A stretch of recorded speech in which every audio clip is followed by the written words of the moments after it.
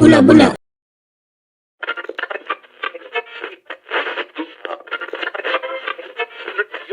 Bom dia, and Happy New Year! Our guest on episode 48 is an illustrator, loaded with artistic lines that flow from the heart and reflect what is felt rather than observed. He used the mic as his color palette to draw us a comic strip of his story. So, please welcome to Kubula, the incredibly talented and forever young Eliu Link Pen.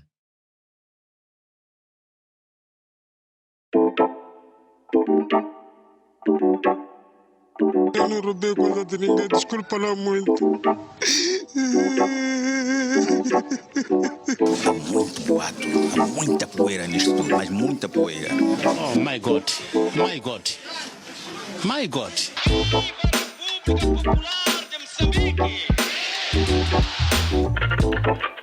Você compra medicamento da ajuda das 3. Assim que eu só acerto bola da mata 14, 15 horas, 16 horas. Dá-se mal. Mas era difícil. Porque essa hora aqui é hora de fechar, não? Eu já estou acelerado, como vai ser? Quando fico mais acelerado, quando quero beber mais. Concentrado, sempre ver com o copo aqui. Eu nem bebo refresco. Eu fui nascido.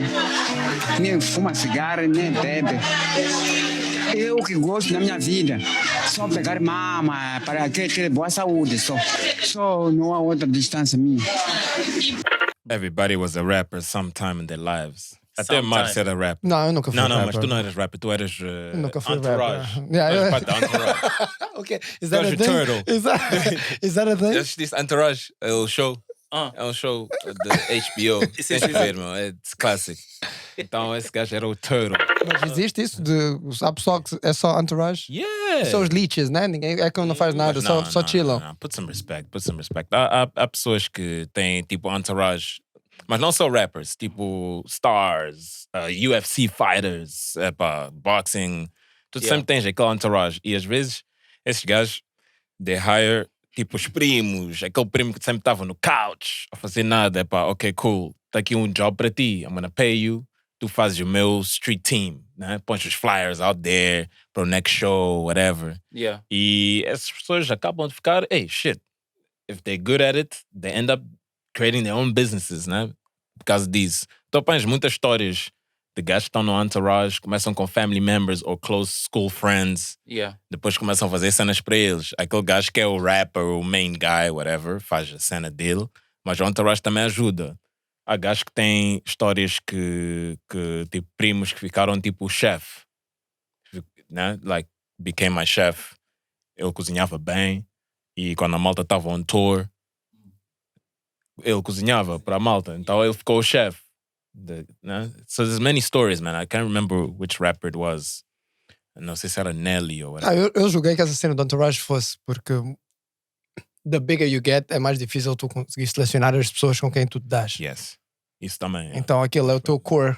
Yeah, core that friends. That you bring Quando along. tu não tinhas nada, os gajos estavam ali. Yeah. Eram tipo os homies, os... Yeah, isso acontece, man.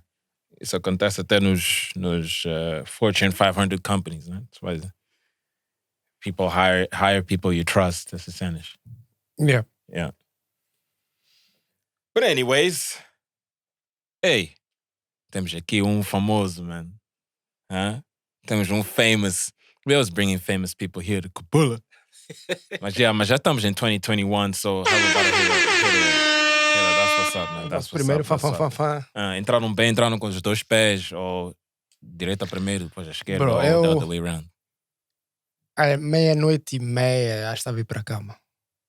Yeah, eu também, eu dormi às 1. Yeah, that's it. Yeah, I was tired, man. Eu estava cansado. Acho que estou a ficar velho, man. But I'm actually don't mind that. Estás a brincar. Não, sério. Depois acordei às 6, porque minha filha acorda àquela hora. Uhum. And I was fresh, man. Eu ainda me lembro de ver o primeiro crepúsculo. Eu fui à cama quando o sol já estava... Yeah. Quer dizer, eu fui ao sol quando o sol... Quer dizer, eu fui à cama quando o sol já estava a raspar o céu, assim. Aqueles primeiros raios e tal. Então, não é superstição ou sei lá, como é que podemos chamar, mas é algo parecido como um hábito que eu tenho, né? Tenho a mania de começar a fazer registro das primeiras coisas do ano. A primeira vez que fiz isto, a primeira vez que não sei o que, a primeira chamada que entrou, a primeira mensagem foi não sei o que, mas acabo perdendo sempre no dia 2, sabe? Então, mas é mais ou menos isso. Acho que eram 4 horas e eram 4 horas, sei lá o quê. Na verdade, até saí 3 para comprar mais cerveja, imagina. Epá. Yeah. E viajaste? Ficaste no crib? Tinha que ser no crib porque acabava de mudar-me, 2 semanas. Responsável. Então quem viajou é responsável. É isso que o senhor está a dizer. Senhor. Estou com medo de assumir essa parte aí. Vamos falar muito disso. Então, não, o motivo foi mesmo por ter mudado de casa, né? Ana estava a tentar ganhar aquela cultura da nova casa, estar ali com a family e tudo mais. E depois também tinha guests, tinha convidados. Estava lá o meu primo, estava a minha irmã que não vive cá. Então, receber as pessoas lá foi uma coisa, foi fantástico. Eu acho que mudar de casa e passar um ano nesse mesmo sítio onde tu estás é o melhor. Acho, fazendo os cálculos, com a idade que tenho, acho que foi o melhor final do ano que passei em toda a minha vida até agora. Em casa, imagina. E eu já há 10 anos que não passava final do ano em casa. Recebi uma lição este ano, ou melhor, ano passado, de que os melhores finais do ano são em casa. Mas este ano é que eu vou sair. Preciso experimentar outras coisas. Mas diz-me uma cena, estás a dizer que ficaste acordado. Esse cara disse que era velho, mas criativos, tu és do tipo de criativo que fica acordado a noite toda e dorme de manhã, ou não funciona assim para todo mundo? Porque aqueles que eu conheço, they work like that. Yeah. Todos. Eu não conheço muitos, então I would say yes. Criativos não dormem. Criativos carregam ou recarregam. Something like this. Nós temos intervalos em que realmente só assim há sempre alguma coisa para fazer. E normalmente eu só vou à cama por uma obrigação, entre aspas. Quando alguém está a reclamar de que já está tarde, ou quando de alguma coisa, something like a inspiração já não vem. Quando a inspiração já não vem, eu digo que não, eu preciso deixar o que estou a fazer. Às vezes posso até deixar de trabalhar e desligar o computador e vou para a TV. Não vou à cama, vou à TV. Qualquer canal, começo a fazer slides, à procura de um canal que me deixe mais à vontade, uma coisa parecida. Mas dormir é muito raro em si. E também depende dos deadlines, né? Porque às vezes, como criativo, tu estás under pressure porque tu tens de deliver um trabalho ou whatever. Trabalhos, deadline é uma coisa, é assim, normalmente criativos não gostam de deadline, isso eu posso te garantir.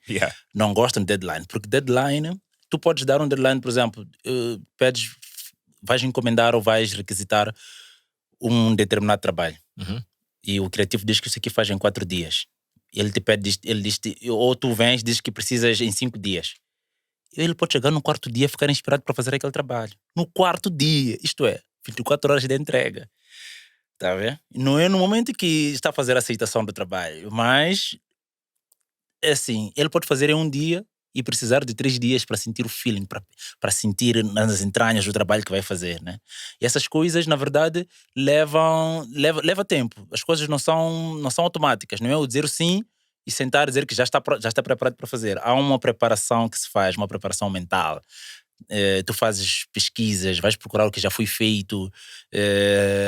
Às vezes a gente costuma pegar um determinado trabalho que já foi feito. Por exemplo, tu dizes que queres uma tela. É um exemplo, queres uma tela, não sei o que, dás as características. E eu vou buscar uma tela que já foi feita. Eu vou buscar a característica daquilo que já foi feito. Eu digo que não. Talvez esta tela está feita, mas eu quero melhorar o que este artista fez, mas entregar para este novo cliente. Estás a ver? Então, às vezes, há uma necessidade de como é que eu posso dizer? Encarnar o trabalho. E isso realmente é aquilo que as pessoas vão chamar de inspiração. Significa viver o trabalho antes da entrega. Então, para tu teres este feeling, para conseguires fazer um trabalho e entregar, significa dar a tua própria alma aquele trabalho. Então, normalmente quando alguém chega e fala para mim, isso é um exemplo que eu digo, faço sempre, quando alguém diz que eu quero um trabalho assim, eu faço como o meu professor de antigamente dizia. Quando a gente fazia uma determinada ilustração, por exemplo, desenha um homem, ou sei lá que, desenha os teus pais, não sei o que.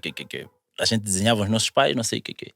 E mostrávamos o trabalho. A primeira pergunta que ele fazia, crítica, ele chegava e perguntava, este é teu pai? Sim. E ele perguntava, ok, da maneira que ele está vestido, tu vestirias assim? Tu paravas, analisavas e dizias, não, mas ele veste assim então. Ele dizia, a primeira coisa que tu tens que fazer quando começares a desenhar é que se fores a desenhar uma casa, tens que imaginar uma casa que tu viverias nela. Se fores a desenhar um homem, tens que imaginar um homem que tu serás no futuro. Se fores a desenhar uma bola, tens que desenhar uma bola que tu gostarias. Então, de tal forma, quando alguém chega e pede uma tela, eu tenho que fazer uma tela que eu haveria de colocar na minha parede. Então, é como se não estás a fazer, não estás a vender arte, estás a vender parte de ti. Então, cada trabalho que fazes de entregas tem que ser parte daquilo que tu fazes, daquilo que tu és.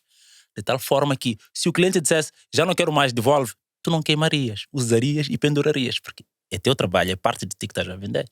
Então, é mais ou menos isso. Então, respondendo diretamente à pergunta, como estavas a dizer, nós às vezes entranhamos muito, vivemos muito o nosso trabalho.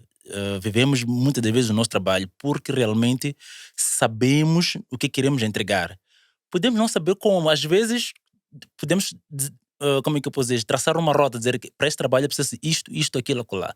Mas um caminho faz-se percorrendo, então lá no meio do caminho podem existir vários atalhos que te podem desviar para resultados melhores do que aquilo que estavas a imaginar. Eu, por exemplo, nunca sei, desde quando eu sei o que eu quero, mas nunca sei como é que vou terminar os meus trabalhos. Nunca sei como vou terminar. Mas existe uma fase de satisfação que eu digo, ok, para mim já chega, acho que está nice. Eu paro. Tá bom ou mal? A minha satisfação diz que aqui já não vais avançar mais. É mais ou menos assim. Por isso, trabalhar a madrugada toda pode não ser por um deadline, pode ser por autossatisfação. Tu podes não estar satisfeito com o resultado e dizes que não, eu não posso entregar isso como está. Eu preciso de mais horas, eu preciso de mais tempo. Há trabalhos que eu posso fazer em 2 horas, entrego uma semana depois. Yeah. Como é que tu jogas o que o cliente quer? Sim. Com aquilo que tu achas que está certo? Por exemplo, se eu digo, por exemplo, como nós já fizemos um trabalho juntos. Sim. Eu disse, ok, e tenho e aprendi com o Hugo isto, tenho muito cuidado a falar com artistas para, quando estou a pedir o que eu quero, para não... I like where this is going, keep going. para não forçar, porque eu não sou artista, eu não sou a pessoa que vai criar a peça, a arte, não é? E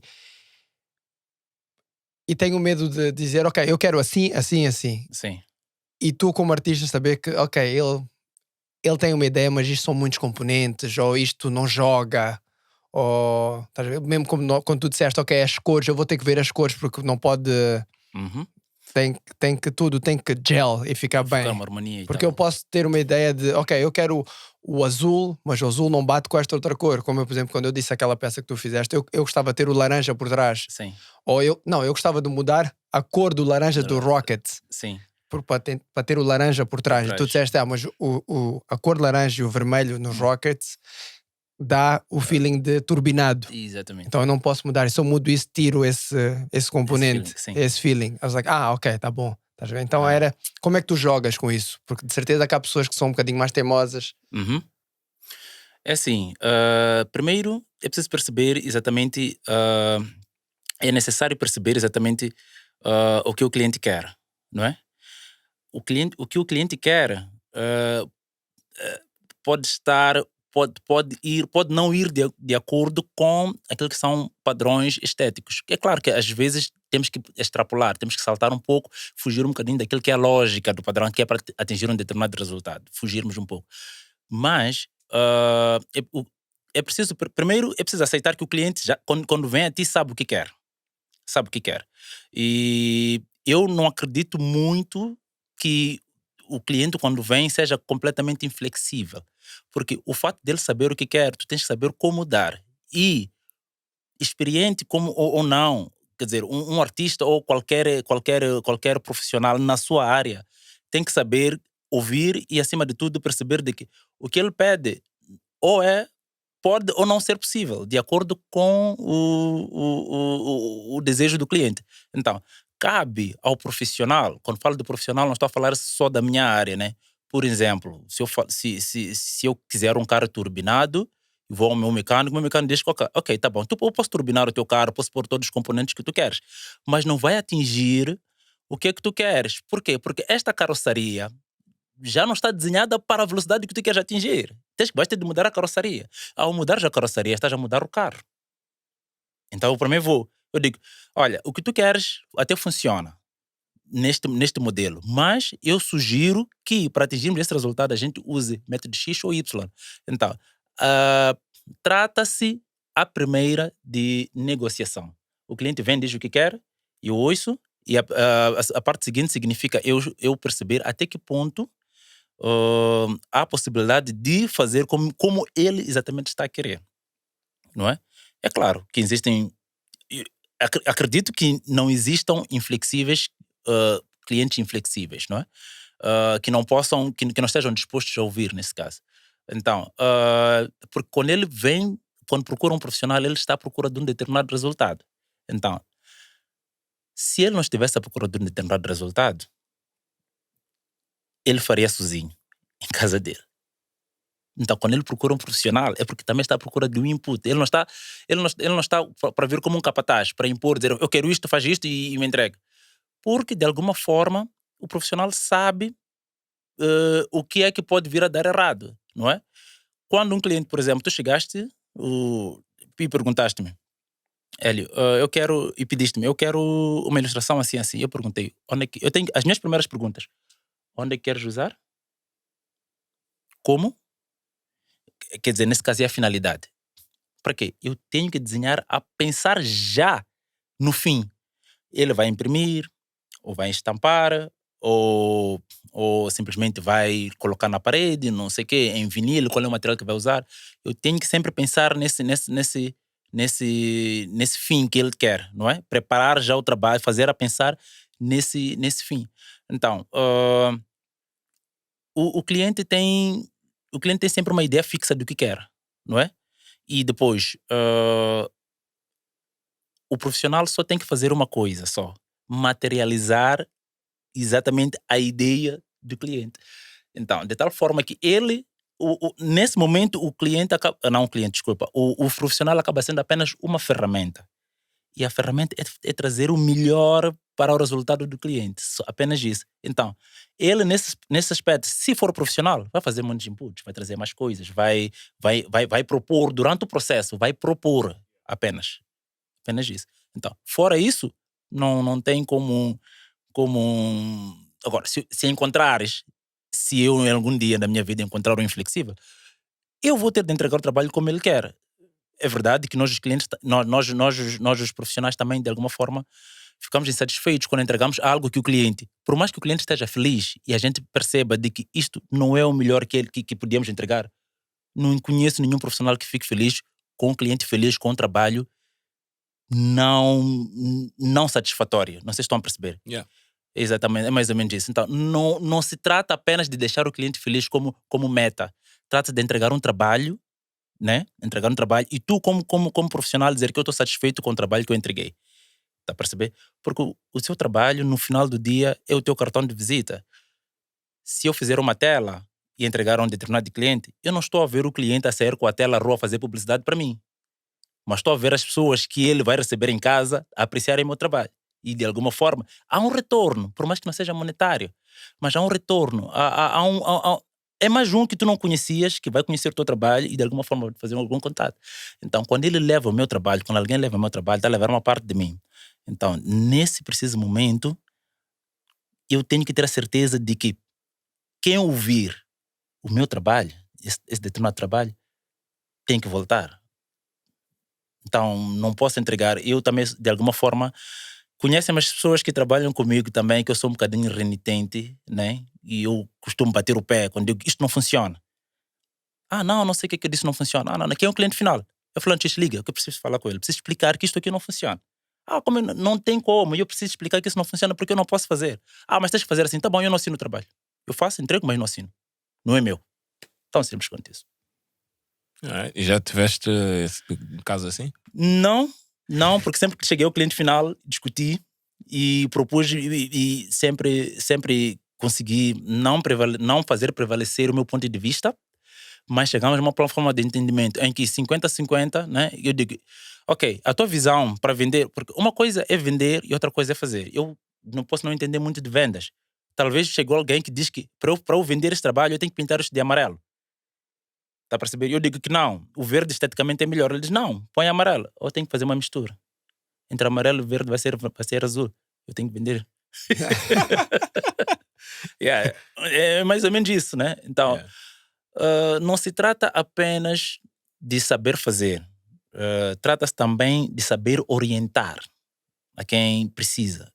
Então, ilustradores são muitos. Muitos.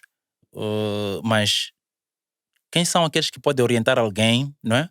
Eu posso não saber fazer, por exemplo, o realismo, mas eu tenho que saber orientar, não é?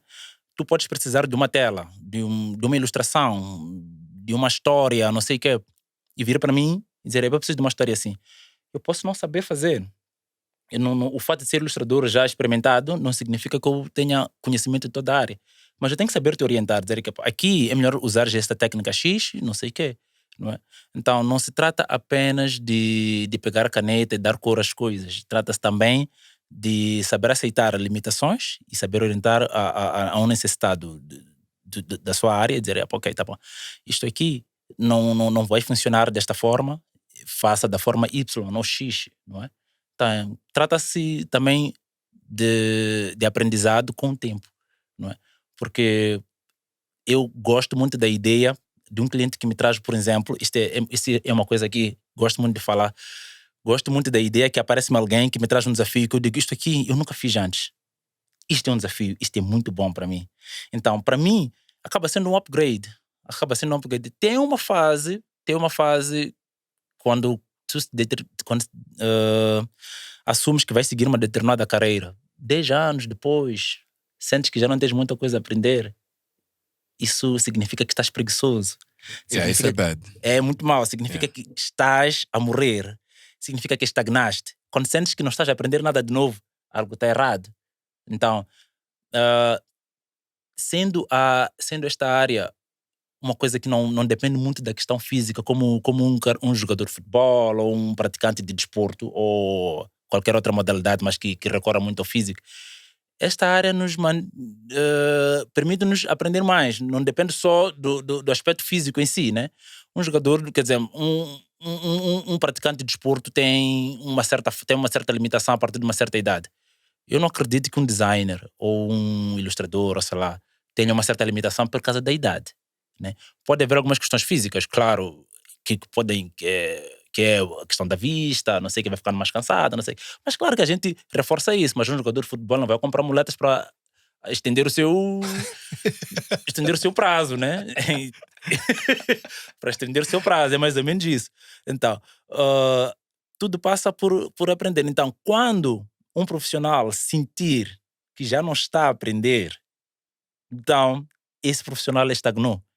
Ele precisa se reinventar, precisa descobrir outras coisas, precisa descobrir outras técnicas, precisa descobrir até outras ferramentas. Porque as ferramentas também tornam-se obsoletas. Acho que o termo ferramenta é isso, né? Em algum momento tornam-se obsoletas, de alguma forma, né? Então as coisas vão sendo outras formas, vai havendo, vão se criando. A ciência está para isso, para criar novas formas de usarmos menos as mãos, que é triste de alguma forma. Mas é mais ou menos isso. Tu falaste do teu professor há bocado. Uhum. Explica lá um bocadinho como é que tu chegaste como é que tu decidiste que seria isso que querias seguir a tua carreira. Como é que desde miúdo, porque cá onde é que é? É a Escola de Belas Artes, é isso? Artes Visuais. Artes Visuais. Right. Essa é uma história que é curiosa, né? É assim, eu por acaso não decidi. As coisas foram acontecendo, não vou dizer de uma forma regrada, como se fosse um guião. Não, foram acontecendo. por acidentes de percurso. Ok. O primeiro acidente foi o meu primo, que de alguma forma era meu primo mais velho, né? O Nuno. Ele num dia, sei lá, vivíamos juntos, né? Ele num dia pegou num lápis, desenhou na parede. Fez um rabisco na parede, aquilo... Eu não sei exatamente o que era. Era um carro primeiro, depois desenhou um homem, não sei se dançava o quê, mas naquela idade, muito novo, gente. Eu olhei para aquilo, aquilo foi a melhor coisa que aconteceu. Eu olhei para aquilo e disse, uau, isso está fantástico. A minha primeira missão foi dizer que eu fazia melhor do que ele. Então eu comecei a esforçar-me para fazer melhor do que ele. Eu desenhava. Esse foi o primeiro clique. Então eu passei a fazer as coisas mais ou menos assim, como miúdo. Aliás, eu tenho um princípio. Toda criança sabe desenhar. Isso não há dúvida. Uma criança, antes mesmo de saber o abecedário da sua língua, não falo do abecedário grego, ou russo, ou latim, sei lá como é que se chama, ou romano, não digo isso. Eu digo que toda criança, antes de saber fazer uma letra, sabe fazer um quadrado, sabe fazer um círculo, sabe desenhar uma bola, sabe desenhar uma árvore, sabe desenhar uma casa, antes mesmo de saber escrever o próprio nome. O que acontece é que se dás um lápis a uma criança, uma caneta, um papel, ele vai desenhar. Se tiveres uma criança em casa, não sei o que, se apanhar-te um lápis, giz, qualquer coisa que possa escrever numa superfície, ele vai borar a parede, vai borar o sofá, alguma coisa ele vai fazer. Toda criança, todo ser humano já nasce sabendo desenhar. Eu não tenho dúvida quanto a isso aí. O que acontece é que uns mantêm a veia, continuam, e outros praticamente ganham interesses por outras coisas. Isso é, ganhar interesse. Não digo desinteressar-se, eu não gosto muito da palavra desinteressar-se. Eu só digo ganhar interesse por outras coisas. Então, acabam mais fortificando aquilo que para o que mais tem vocação do que para a ilustração. Mas a ilustração é como respirar para uma criança. Sabem fazer. Bem ou mal, mas conseguem fazer qualquer coisa com a ilustração. Ok. Então, ele, voltando à história do meu primo, então, o Nuno, ele fez a ilustração na parede e eu comecei a esforçar-me muito mais para começar a fazer melhor do que ele. Eu desenhava nos cantos da varanda, onde os meus pais tinham pouco acesso. Eles iam um pouco à varanda. Então, e aí lá onde eu disse, aqui é um bom mural.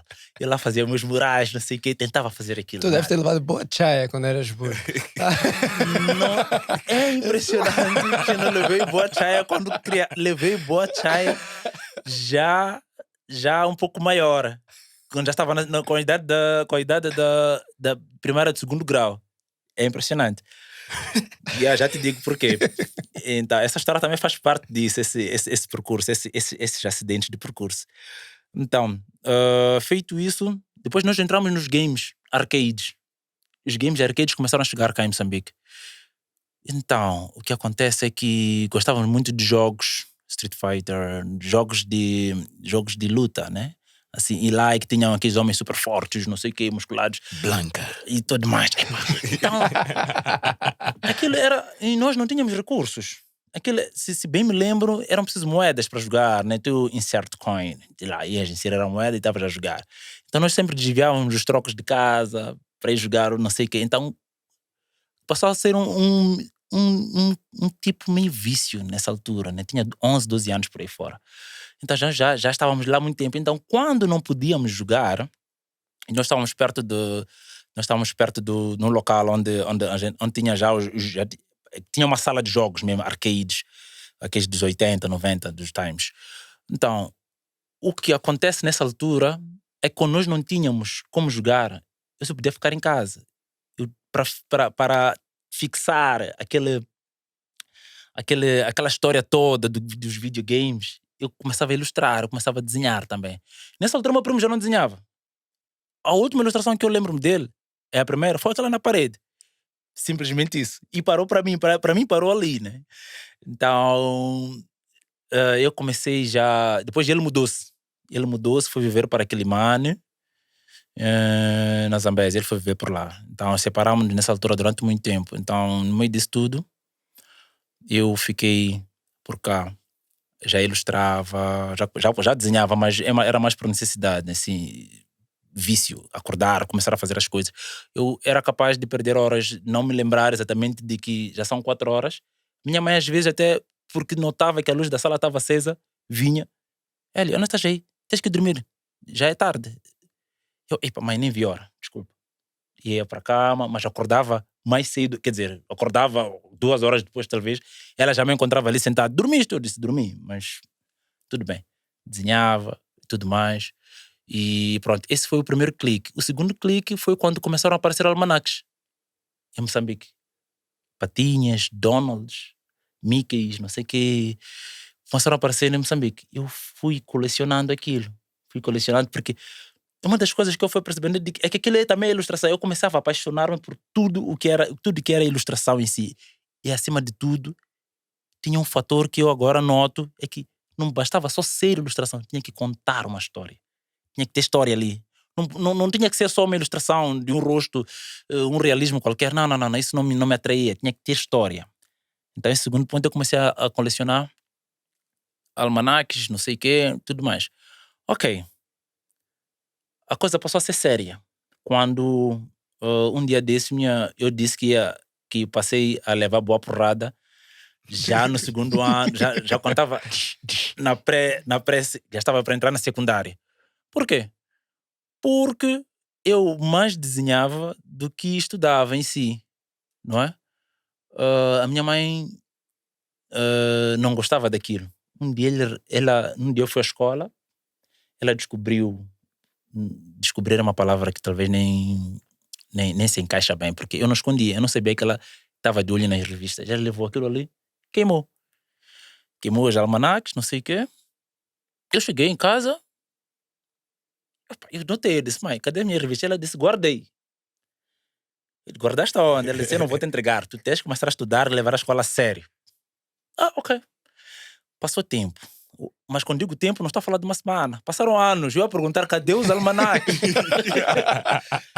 Ela guardei. Então, um dia, no meio de uma conversa, o irmão dela, que é o meu tio, né, fomos visitar, não sei o quê, perguntou-me, como vão os teus trabalhos? Não sei o quê, vai bem, tudo bem, não sei o quê. Não continuas a desenhar?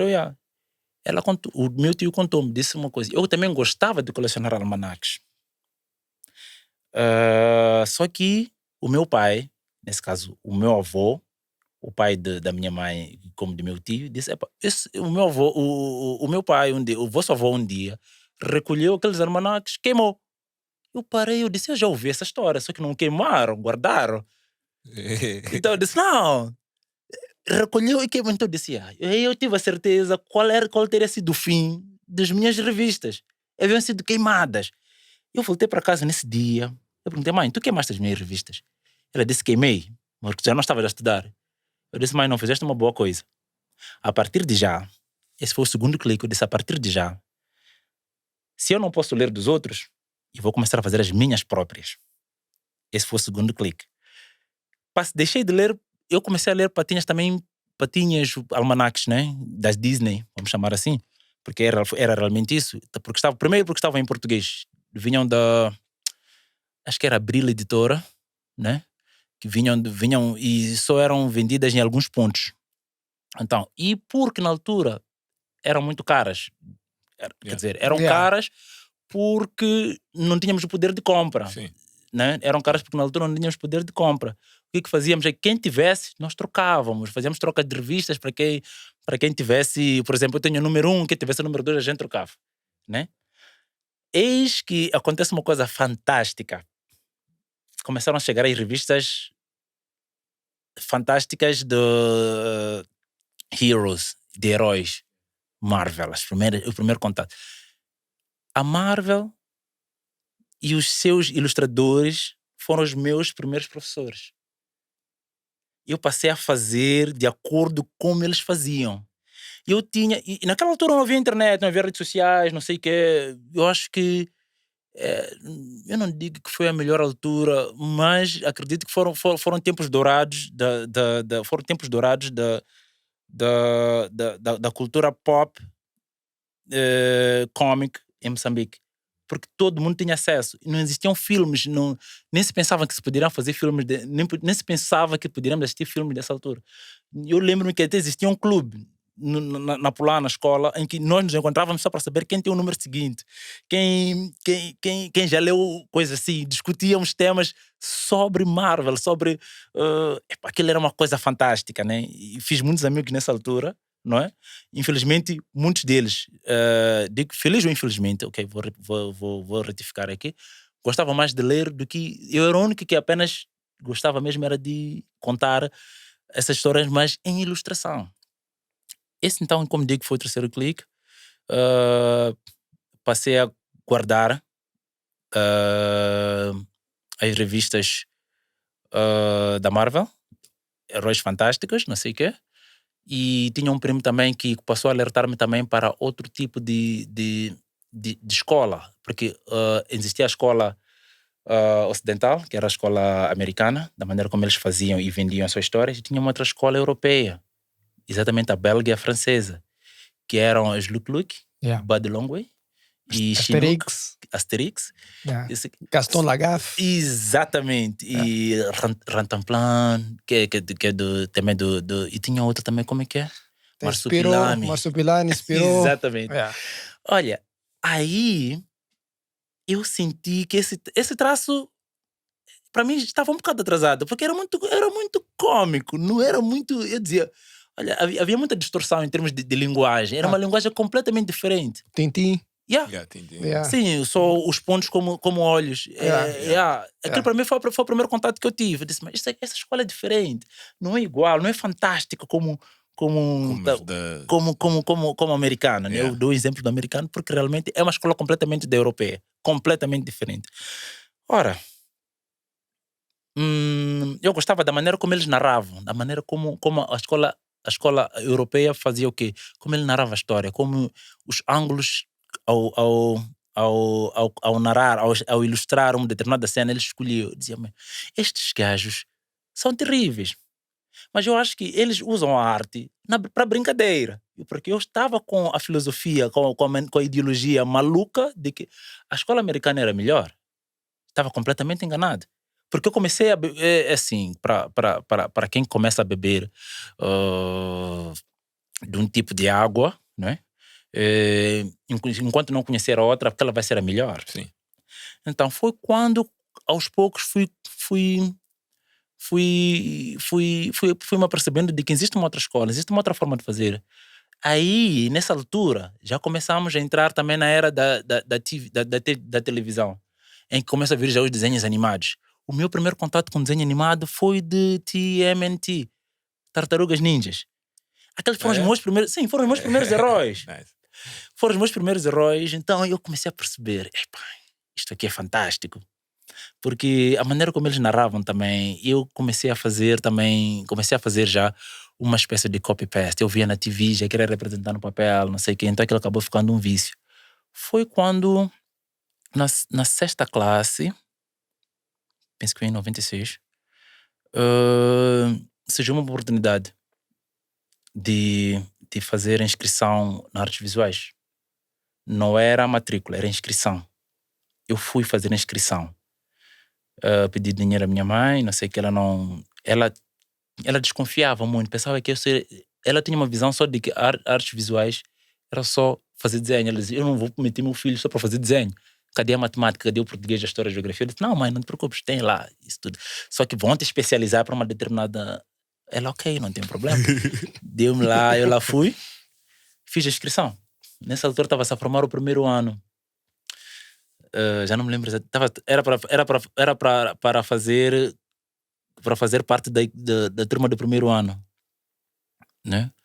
Fiz a inscrição, eles queriam 50 e eu fui o 49º para fazer dos listados. Eu disse, não, eu não sei o que é que me deu na cabeça. Eu disse, não, se eu sou bom, por que eu sou o 49º? Se eu estou para entrar numa escola onde sou o 49º, em vez de ser o primeiro, eu não quero. Não fiz a matrícula, fui embora. Mas como assim? Não estou a perceber. Por quê? Queriam 50. Eu disse para mim próprio, eu tinha que ser o primeiro selecionado, porque o exame era ilustração. E eu disse, se eu sou bom, não posso ser o penúltimo. Para fazer a aplicação era um exame e depois eles escolhiam consoante. Ok.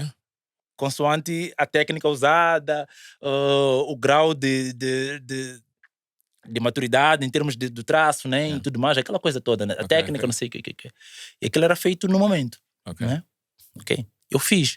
Só que dos 50 eu era o número 49. Eu disse, eu sou bom demais para ser 49. Eu não quero numa escola onde eu sou 49, eu tenho que ser o primeiro. Não vou fazer matrícula. Saí, levei aquele dinheiro, fui continuar na plana. Claro, se me perguntarem se realmente... Se hoje me perguntam se realmente fizeste uma boa escolha, nem sei dizer, mas eu acho que fiz... Eu acho que fiz o que me deu na cabeça. Também a rebeldia da juventude naquela altura, como eu pensava, contou muito, né? E eu pensava dessa forma. E o primeiro era ser o 49º. O segundo eu percebi de que não. Este aqui não pode moldar, porque ali, naquela altura, tinha artes, para além de artes visuais, tinha desenho e tinha... Como é que chama? Acho que é tecelagem, não sei o que, se bem me lembro, né? Eu disse, não. Esse ainda podem descobrir no meio que eu não sou muito bom no desenho. E me mudarem para trabalhar com tecelagem, trabalhar com barro, não sei o que. Eu não estou para isso aí. A sério, eu disse, eu não estou para isso aí. Saí. De lá, nessa altura, quando decidi que ia continuar na Polana, não é? Quando decidi que ia continuar na Polana, na escola, eu decidi também que eu ia aprender por meios próprios. Eu ia ser autodidata. Eu ia à biblioteca, aqui próximo da Embaixada dos Estados Unidos. Não era para ler livros, era para entrar na internet, investigar técnicas de desenho, não sei o quê. Eu ficava horas, tinhas que fazer marcação, né? Tinha uma moça que, a recepcionista, que eu já nem me lembro exatamente o nome em si, mas já sabia que o Hélio ia, e depois naquela altura eles tinham melhores condições, tinhas um cartão Estás a falar desta biblioteca aqui ao pé do Debonaires, não é? Exatamente. Ali, tinhas um cartão membro, né? Tinhas um cartão de membro. Tinhas um membership. Exatamente. Então, acredito ou não, aquele foi um dos primeiros documentos que eu tive, depois do meu BI, aquele membership. Eu disse, eu sou membro daquela biblioteca, veja só. Como se fosse grande coisa assim. Na altura era muita coisa para mim. As condições que davam eram, tu tinhas direito à navegação 15 a 30 minutos de borla, não é? Depois, tinhas um limite máximo de prints. Para mim, o mais importante era ali no print. Eu podia selecionar e mandava para lá, top de print disto aqui. E eram só ilustrações. Eu dizia, daqui para frente eu seria autodidata. Eu vou treinar. Comecei a seguir ilustradores como Carlos Pacheco, era da Marvel, os irmãos Kubert. São nomes que até hoje esses ainda são ilustradores.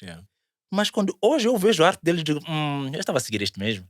Ok, whatever. Naquela altura estava bom. E realmente hoje são massas, estão num nível 5 da Marvel quando são chamados para ilustrar um clássico, por exemplo. Tá vendo? Então, eu passei a seguir eles, os trabalhos que eles faziam, tudo mais. Eu já sabia que quando eu pego uma banda desenhada, primeiro eu tenho que ver quem foi o ilustrador. Nem que era a história. Quem foi o ilustrador? Quem ilustrou isto? Depois é que eu ler a história, depois é que eu abandonava. Mas se tivesse um ilustrador, um penciler, como eles dizem, que eu seguisse, essa revista não saía das mãos. Independentemente de ser do meu herói favorito ou não. Eu não desfazia-me dela. Então é mais ou menos por aí. Então fui crescendo, fazendo isso. Depois entrei no mundo dos filmes. Não como ator, claro. Apenas como alguém que gostava de assistir filmes, e a primeira coisa que eu fazia eu via aquele filme, gostava, e ia retratar o filme em sequência no papel, mais ou menos isso. Então eu fui entrando num mundo que até passou a ser um vício. Um dia, o grande amigo meu hoje, também ilustrador, Zacarias Chamane, tinha muito trabalho. O Zacarias Chamane disse, eu tenho muito trabalho, eu preciso de ajuda para ilustrar. Consegues ilustrar? Eu, para quê? Para alguém vender? Eu disse, vou tentar. O Zacarias Chamane deu um lote pequeno de trabalho. Eu fui ilustrando, entreguei o trabalho, ele pagou-me. A primeira pergunta que eu fiz, vocês são pagos para ilustrar? Não, porque você ilustra, não te pago. Uau, eu quero mais. Eu quero mais. Então, a partir dessa altura, assumi-me como alguém que empresta arte, nem para determinados fins, para além de fins de entretenimento, fazer banda desenhada, cartões, não sei o quê, mas também para comunicação, para cartazes de comunicação, revistas e ilustrações também para manuais de escola, essas coisas todas. Então, as coisas acabaram ficando mais ou menos por aí. Quer dizer, eu fui ficando torto ao ponto de só começar a conseguir expressar-me ilustrando. Esse é um bocado de trajeto que posso dizer até agora, mais ou menos isso. É mais ou menos isso. Uau, yeah. E tu, quando vendeste esse trabalho, tinhas quantos anos? O primeiro, eu acredito que 17. Yeah. 16, 17. Nessa altura... E era cash, né? Não tinhas conta no banco. Era cash. Só estou pensando. Não, é assim. Sim, 17 anos receberes taco, não é? Fazer algo que tu gostas, ainda te dão o dinheiro. Dinheiro. Okay. Eu não me lembro o que é que fiz. Fui comprar banda desenhada. Eu levei daquele dinheiro, fui comprar o número seguinte de uma banda desenhada que eu realmente estava à procura. Que eu não tinha o número, ninguém tinha para trocar. O número seguinte, por exemplo, eu podia estar a ler o número 2. E ele queria, eu precisava do número 3 que já existia. Na altura era uma book que vendia. Eu tinha que ir a uma book e era aqui perto. Eu tinha que ir lá e comprava. Não sei. Às vezes não era só o fato de de leres.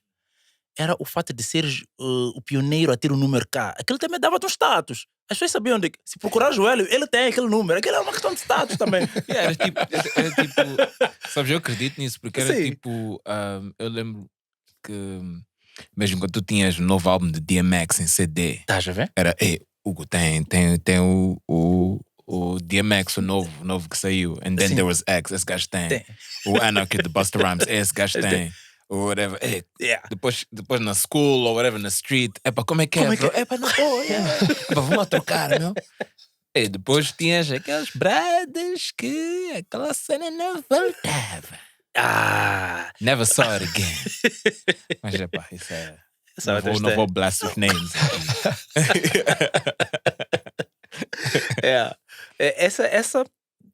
Existia um número restrito de pessoas que a gente sabia que podia ceder e voltava. Restrito mesmo. O restante era troca mesmo. E depois, uma coisa interessante é que eu passei a dar mais atenção por mais que tu troques, porque tu às vezes estás a trocar porque também para dar o tempo para ler mas à volta, né? Só que era o estado em que as coisas voltavam. As pessoas não têm o mesmo carinho que tu tens por uma determinada coisa. Um é leitor, tu és o colecionador. Há uma diferença enorme. O colecionador sabe, não é preço, mas sabe o valor das coisas. O valor em que tu dás. Um colecionador sabe. Por mais que colecione caricas, ele sabe cada carica o que lhe vale. Por mais, ele sabe, exatamente. Então, a maneira como voltavam as minhas cómics, eu dizia, não.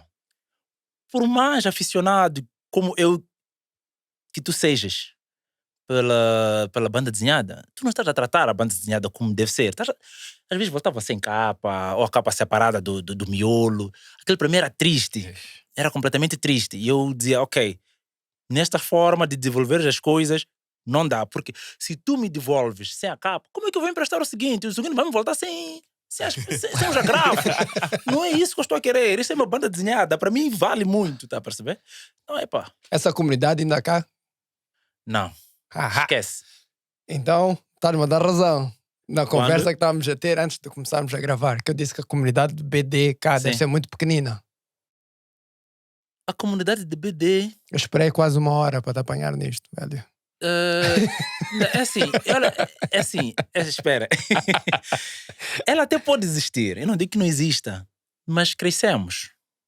Acabamos ganhando outras responsabilidades. Duvido que na mesma comunidade, se eu reuni-los, alguém vai, por mais que tenha dinheiro na carteira, vai dizer, vou comprar banda desenhada. Também ganhamos outros vícios. Perdemos o de ler, acima de tudo. Ganhamos outros vícios, ganhamos outras responsabilidades. Então, acaba sendo uma coisa... Quer dizer, temos outros compromissos em si, né? Então, dificilmente só o fato de reunir a mesma malta para dizer, vamos lá ler banda desenhada.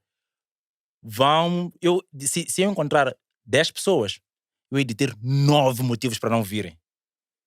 Diferentes. 9 motivos em cada um deles. Então, acaba sendo uma coisa um bocadinho complicada. E provavelmente, se eu conseguir os 9, contatar os 9, onde vir 7, e dos 7, 5 vão falar de coisas diferentes que não banda desenhada. Então, de que é que vale? Então, não vale a pena. Né? Mas eu acredito que esses teus amigos também, que se acontece um Comic Con cá em Moçambique, they'll be there. Tipo um Comic Con, né? Comic Con, sim. Mas sabes, eu estive a ver que quando eles fizeram o Maputo Fast Forward, e foi no Instituto Camões. Estive a ver algumas fotografias daquilo, não é? E as pessoas, pelo menos, e eu estou a julgar as pessoas pelo aspecto delas, não é? Mas não eram as pessoas que tu, quando vês Comic Cons ou Icon na África do Sul e essas coisas todas, não são jovens, não são adolescentes, não são aquilo que tu estás à espera de ver quando estás a falar de um convention de banda desenhada. Márcio, agora estás a responder a tua própria pergunta. Esperaste 1 hora para fazer uma pergunta? Estás a responder. Eu disse, crescemos, ganhamos responsabilidades. Talvez é esse grupo mesmo, que é hoje, que antigamente não tinham tablet, não tinham telemóveis para ter acesso a uma paginação de uma revista. Ganhar outras responsabilidades. Talvez eles até tenham comichão na ponta dos dedos para pegar uma revista e voltar a fazê-lo. Mas há uma geração para isso. É a geração de 90. A de 2000. 2010. Não conhecem uma folha uma revista grafada. Não conhecem, infelizmente. Eles tudo é um PDF digital. Eles conseguem fazer isso. Eu não digo, não é uma crítica, né? Não é uma crítica que faço, é apenas uma observação. Eles têm lá os seus meios e eu não posso, quer dizer, ninguém vai parar o tempo, nem um clube de leitores ia parar o tempo para dizer que não, a revista tem que ser física, porque nós conhecemos física, não. Mas tu não achas que, por exemplo, que se já há mais acesso, a comunidade não devia ser maior? Porque antigamente era mais caro ir comprar BDs, era mais difícil, tinhas menos acesso, não tinhas internet, não tinhas os filmes, não tinhas isso tudo. Agora já tens isso tudo. Mas a comunidade é mais pequenina. Ou pelo menos parece-me, de fora. Eu estou a falar de fora. Volto a escusar-me, a defender-me exatamente na ideia de que aquela comunidade existe, só que esse valor não foi transmitido para aqueles que seguiram, né? Aqueles que vêm atrás. Sim, é por isso que então estás a justificar, entre aspas, né? Quote unquote, que é por isso que não vejo jovens, ou vejo poucos jovens. Poucos jovens. Sim. Se eu, em algum momento, sair agora à rua, dizer, vamos falar de banda desenhada, não é? Sentar num sítio, marcar e punha lá um alto falando, falar de banda desenhada. As pessoas que andam, não digo simplesmente marcar 1 hora, do nada, pegar um megafone e sair, vou falar de banda desenhada agora. Eu hei de ter uma faixa etária a aproximar-se para ouvir-me. Porque eu sei porque que estou a dizer isso. Porque, de alguma forma, aqueles que viram os primórdios, que pegaram a banda desenhada, pegaram, não digo que pegaram exatamente a banda desenhada e viveram dela, existem, mas, de alguma forma, são esses que são agora da minha faixa etária, cresceram, ganharam outras responsabilidades e agora vem a banda desenhada não exatamente como o que está a acontecer agora, né? Não como está a acontecer agora. Mas talvez também as novas gerações consumam de maneira diferente. Não é? Como estamos a dizer, já temos mais filmes, já temos, por exemplo, os filmes Marvel são, não é? I'm not a fan, mas são um retelling daquilo que já foi na banda desenhada antigamente. E são blockbusters. Então se calhar também possa ser por aí. Por exemplo, eu gosto, eu não sou tipo aficionado como tu és, não é? Mas eu gosto e sempre gostei de BDs também porque antes porque era caro, não é? Porque então tu querias ter e querias poder guardar, mas não podias. E E tens aquele feel, tens aquela capa também, isso. Tinhas na Mabuco, tens na Minerva, onde Sim. tu vais comprar, que chamávamos, não era Lucky Luke, era Lucky Lucky. Lucky. Yeah, era Lucky Luke. Era Lucky. Era Lucky Luke, estás a ver? Tens a BD, é por isso que eu estava a dizer. Para mim, a minha the favorite one é Gaston Lagaffe. Adoro. Sim. E tenho quadros pequeninos do Tintin. Ok. Even aquele mais polémico, Tintin ao Congo. Tenho um quadro da capa daquilo. Those racist. Mas é isso, e é o feel, estás a ver? É o cheiro, aquela capa grossa, aquele parece glossy paper, estás a ver? Quando estás a folhar. Sim, It's amazing, meu. Tens, acho que tens a Mafaldinha, não é? Que morreu este ano, o criador, não é? Sim. Tens essas cenas todas, que é amazing, é amazing. Aquilo é awesome. Tens, olha, sul-africanos, tens o Madame and Eve, que tenho alguns também. O Madame and Eve tem uns 3 ou 4 daqueles bem gordos. Ok.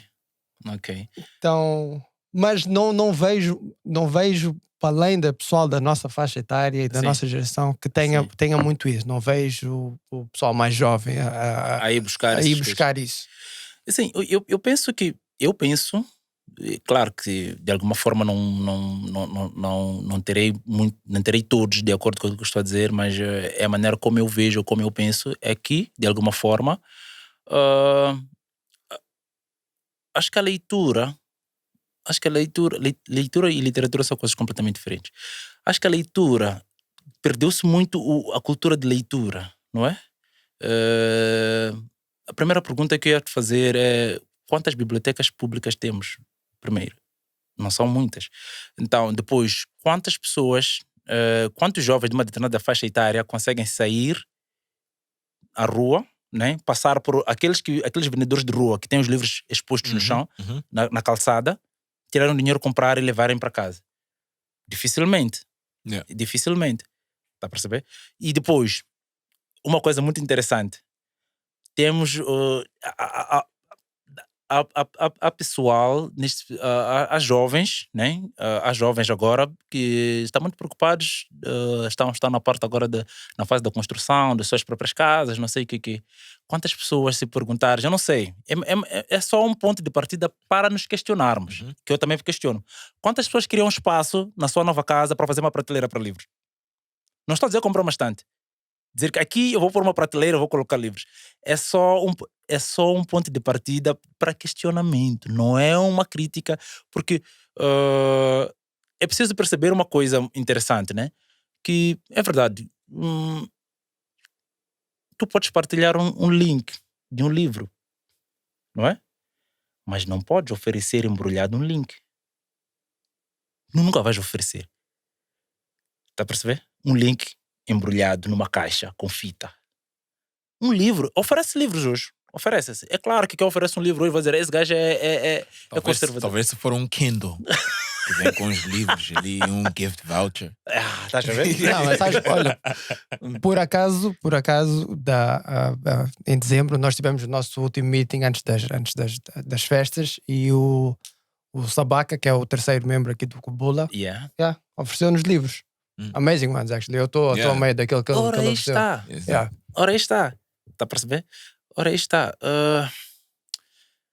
Eu já desde o ano antepassado, né, já que estamos em 2021, eu voltei à cultura de comprar livros. Embora compre livros, claro, né, ninguém compra livros só porque quer fazer, como é que eu posso dizer, uma estante para lá colocá-los, né? Compra com algum interesse, né? Tanto pelo título ou mesmo pelo autor, não é? E eu e a minha esposa, eu quando anda na fase de namoro com a minha esposa, eu sabia que ela gostava de ler muito. Então, e ela gostava muito de romances, tinha uma fixação por histórias em si, mas não livros muito de ciência ou psicologia, sei lá que mais, né? Estudos sobre razões humanas, tudo mais, não foi muito bem por aí. Ela gostava mesmo de romances. Então, de um momento para o outro, ela deixou morrer aquilo ou deixou adormecer, vamos chamar assim. Então, a partir dessa altura, eu comecei a comprar mais, como é que é? policiais, tudo mais, né? Agatha Christie, contos de Sherlock, tudo mais. Que era para voltar a acordar aquele interesse. Claro que eu também tenho meus interesses, como é que eu posso dizer, pessoais no meio disso tudo. Porque, para além de ilustrador, eu também gosto de me chamar storyteller. Então, de alguma forma, eu preciso acordar também aquela minha motivação de contar histórias, embora eu faça ilustrado. Então, é mais ou menos por este meio. Vou comprando histórias, de vez em quando desligar um bocadinho a TV, ler um livro, quando falo de TV, estou a falar de telas, tanto de computador, telemóvel e a TV em si. Sair um pouco daquilo e realmente ir viver um bocadinho, porque novela como novela também estão escritos nos livros, não é? Tu podes viver aquilo. O bom e o melhor de um livro é que, para além daquele que narra a história, te dizer detalhadamente onde e como está a acontecer, tu tens a particularidade de acrescentar os teus próprios detalhes, porque estás a viver a história da tua maneira, como se estivesses lá. Só algo parecido com isso. Qual é o teu favorite character? Na Marvel ou na vida? De BD? BD. Pode ser Marvel, pode ser aquilo que tu quiseres. Tenho vários, mas Deadpool, the first one. Deadpool. Atenção ao detalhe, the first one, I have no idea qual é que é o primeiro. Para mim, o primeiro. Ryan Reynolds. Ryan Reynolds. O primeiro, estava a falar do movie, do Deadpool, do movie. Ok. Ryan Reynolds. Sim, foi o primeiro que vestiu a pele. Yeah. É o Deadpool. Deadpool, depois adoro mesmo o Wolverine. Vamos desculpar pela sequência Marvel, mas é a escola que eu tive, não é? Depois, um pouco mais para fora, eu adoro mesmo Bud Longway, adoro da escola francesa, penso que é Gaucher, que também trabalhou um bocado por aí, e Bud Longway e Jeremy, que é o filho, né? Ele, na verdade, essa sequência do Bud Longway, tem o Bud Longway, tem Chinook e tem penso que é o Jeremy, que é o filho dos dois. É uma coisa fantástica. Conta a história das estepes americanos, do folclore americano, né? A guerra entre os peles vermelhos e os caras pálidas, como dizia, é mais ou menos isso. Então, com eles eu aprendi muita técnica. Então, eu aprendi a narrar a história da maneira como eles contam. A sequência em si, para mim é fantástica. Então, são esses meus favoritos. Então, sempre que pego uma banda desenhada, primeiro procuro saber se é do Deadpool, depois vem o Wolverine, depois é que vem esses nomes que acabei de mencionar. Tu falaste da escola americana, falaste da escola europeia, mas sim, em momento algum falaste do pessoal japonês, anime, Asia, aquele mais East Side, não é? Yeah. East Asia. É assim, do Oriente, como dizem, da terra onde nasce o sol, eu não vejo muito comics, não vejo muito. Eu gosto mesmo, eu foco neles no trabalho da animação que eles fazem. Para mim, a melhor escola de animação é deles, não é? Então, é neles que eu me foco em termos de... Quando é assim, nós vamos... Para mim, eu divido as coisas em classes, não é? Ilustração, vou focar-me apenas em banda desenhada, vou olhar sempre para o lado europeu e o americano. Se vamos falar de animação em si, eu já vou lá para os lados dos japoneses e tudo mais, né? Os coreanos, tudo mais, também são bons. Então, no meio disso tudo, eu sei exatamente, porque estamos a falar ainda de narração. Então, no meio disso tudo, eu sei o que quero em cada um desses pontos. Gosto muito do japonês porque ele resgata muito folclore, ele gosta muito de contar a cultura dele, eles narram muito a cultura deles, né? E depois, não sou muito que é muito focado na ideia do estilo de ilustração que eles fazem, né? Adoro bastante a ideia deles como é que é? Da banda desenhada original japonesa. Não usa cores, é apenas o preto sobre o branco. Então, essa maneira de narrar as coisas, a maneira como eles narram, a maneira como eles exploram a borda, a folha em si e a sequência, a animação. Eles são muito bons em... A cada escola tu podes tirar podes tirar se me perguntarem, eu posso tirar cada detalhe em cada... Por exemplo, se eu for a ler uma revista americana, eu quero o fantástico, porque o americano gosta de explosão, gosta de grandeza em si, na maneira como conta as coisas, na maneira acima do sobre-humano, de contar as coisas, né? Gosto disto, não é? De elevar, por exemplo, uma formiga pode cair para o americano, mas vai fazer um estrago enorme, vai rachar o chão, não sei o quê. Yeah. That's fantastic. Michael Bay. Yeah. Michael Bay. Eu gosto disso. E o europeu é já mais terra-terra. É mais terra-terra, não é? Ele vai simplesmente desconstruir o personagem, vai torná-lo mais toon, mais boneco em si, não tanto como o americano. Vai torná-lo mais boneco. Não vai pôr o fantástico lá, mas vai narrar de uma forma sequenciada, bonita. Os quadrinhos todos organizados, há de haver uma estética completamente diferente. O japonês é diferente, o japonês já vai muito pela expressão, ele trabalha muito na expressão física do personagem, explora muito a técnica da caneta, das sombras e tudo mais. Isso, então, se conseguirmos beber um pouco de cada, há uma possibilidade de trazer uma arte, não é genuína, porque já estás a beber de X, Y e Z, então acabas tendo uma coisa diferente, né? Que é um mix de ambas. Mas o importante é teres no mínimo resultado de cada. Eu não concordo bem com isso, não é genuína, porque everything comes from something. Yeah, sim. Eu acredito, sim, que nothing just came out of nothing. Eu vou criar uma coisa amanhã, but I was inspired by something. É verdade. Né? É verdade. Não é que hoje eu acordei, shit. Isto é novo. Ninguém nunca viu. Eu por aí fora. Exatamente. E nós cá, por exemplo, getting that point, to that point, né? Tipo, tu falaste de Japão, narra muito a cultura. Me veio, a primeira coisa que me veio foi o vosso trabalho que vocês estão a fazer com os informais. Sim. E Eu não roubei coisa de ninguém. Wrong one. Sorry. Let's do that again, people. Let's do it proper. Foi narrar a nossa cultura e pensei imediatamente nos informais e queria que tu contasses um bocadinho também aqui queria que contasses aqui um bocadinho também de como é que foi esse processo de criação para chegarmos até os informais e qual é a importância que tu achas que isso tem para nós, né? Como moçambicanos, como África também, para termos o nosso estilo e desenvolvermos a nossa BD, porque também sei que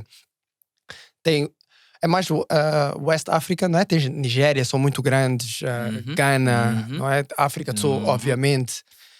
Então tem essa... Como é que nós, Moçambique, conseguimos e estamos a adaptar isso tudo? Ok. É assim, está a haver um boom em termos da pop comic culture here em África. Então está a haver um boom, estão a surgir novas companhias que estão focadas somente em fazer banda desenhada. E de alguma forma fazer o inverso daquilo que a Disney, por exemplo, começou com animação, depois começou a criar banda desenhada para aqueles que são os personagens que foram criados, que foram desenhados simplesmente para fazer animação, né? Para dar uma certa continuidade em si. Ok. Então, respondendo diretamente à pergunta, a África está a registrar um boom em termos de banda desenhada. E, devo dizer, com alguma propriedade, com qualidade. Mas uma qualidade de... Como é que eu falo em termos de... Como é que eu poderia dizer? Qualidade em termos de aspecto estético, embora também não seja... Vou voltar um bocadinho ao que o Hugo estava aqui a dizer. Não está a criar nada genuíno, porque já existe antes, né?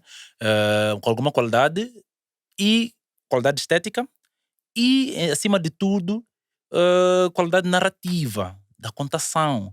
Isso é muito importante, porque eu não posso aceitar, estou a falar de mim, eu não posso aceitar pegar uma banda desenhada africana, ler, e quando eu terminar, sentir que li uma coisa importada das Américas ou da Europa. Há de haver um gap, eu vou sentir que alguma coisa eles não atingiram, não é? Aí eu estou a tentar responder uma pergunta que fizeste. Então, em Moçambique, nós vimos o comboio, né? Vimos o comboio, perdemos o primeiro, segundo, terceiro, quarto vagão, talvez. E começamos a perceber de que não. Há uma necessidade, porque se nós sabemos contar histórias e temos ilustradores, por que é que também não podemos fazer isso aqui e encaixarmos um lugar num dos vagões aqui e seguirmos este boom, não é? O projeto Informais não é meu, embora não é meu, é um projeto da Anima Estúdio Criativo, que já existia há algum tempo. Querer contar histórias sobre... Não são super-heróis. Super-heróis, na verdade, implica seres com poderes meta-humanos. Eles não têm poderes meta-humanos. Eles têm habilidades para usar gadgets. Isso já não é... Ele já não faz disso um super-herói. Ele é um herói apenas. A palavra super já muda muita coisa, na verdade. Então, a Anima precisava... Quer dizer, tinha esse projeto em carteira, né? E aquilo foi como se fosse um match perfeito, né? A perfect match. Como é que eu digo isso aí? A Anima queria um ilustrador, não é? E eu precisava de um espaço para pôr a minha... para também poder me expressar. A Anima me encontrou e eu encontrei a Anima. Falaram-me sobre o projeto Informais. Eu gostei. Começamos a trabalhar já arduamente nisso aí. Antes, não como um projeto como se está a mostrar agora, mas como na ideia de tatear, perceber exatamente, ok, o que é que podemos fazer, né? Então, chegou uma fase onde percebemos de que it's real, it's possible, não é? E escreveu-se a primeira história, né? Para mostrar só o nível, ou para exemplificar só o nível deste projeto. Existe alguém que escreve, não é?